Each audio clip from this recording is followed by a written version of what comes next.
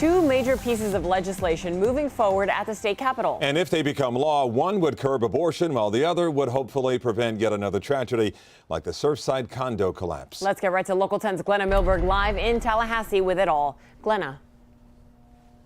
So let's start with that condo bill. Calvin, Nicole, unanimous and bipartisan, and a clear example of how that Surfside catastrophe galvanized a community to action.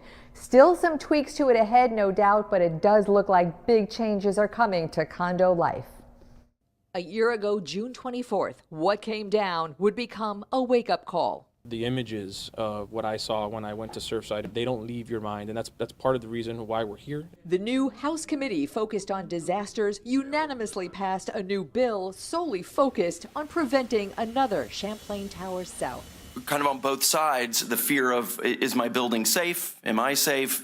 And then the fear of, will there be overreach, in Tallahassee? The bill cuts the time between inspections and recertification of aging buildings, requires financial reserve studies and funding reserves that associations may now postpone or waive, as Champlain Towers South did, revealed in its one and only reserve study a year before collapse. What did you find in spring of 2020? They were severely underfunded. By that time, a lot of the physical, structural problems about the building were already known. The bill would open those records to unit owners and potential buyers, and if the cost of the building repairs comes close to exceeding its value, owners can vote to dissolve the condominium. To have everyone exit the building in order for there to be no longer an association or a condominium for them to be able to run because they haven't been abiding by the regulations. Caruso? Yes.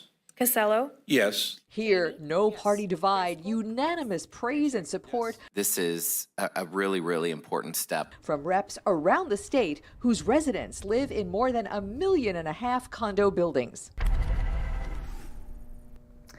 There is a Senate version to that. It is a bit different from the House version, but there is big appetite on both sides to get this condo bill to the governor for signature. Okay, another hugely divisive bill passed its final House committee today. That is the pregnancy termination bill that would cut pregnancy terminations legally to 15 weeks, and there is no exception for any kind of sex crimes like rape, like incest. So this was the last House visit for this abortion bill today. There were police stationed at the door. They expected a big crowd, and they got it. It was a packed house. More than 100 people signed up to speak, kept to 30 seconds each. They came from all over the state to do so. There were some vocal supporters of the bill, mostly on religious grounds. The overwhelming number of speakers, though, were opposed to this bill.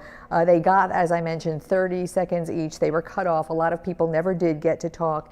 There was none of the amendments that the Democrats tried to offer were accepted, so the bill goes as is to the House floor. Florida's strictest abortion bill in history goes to the House floor next week.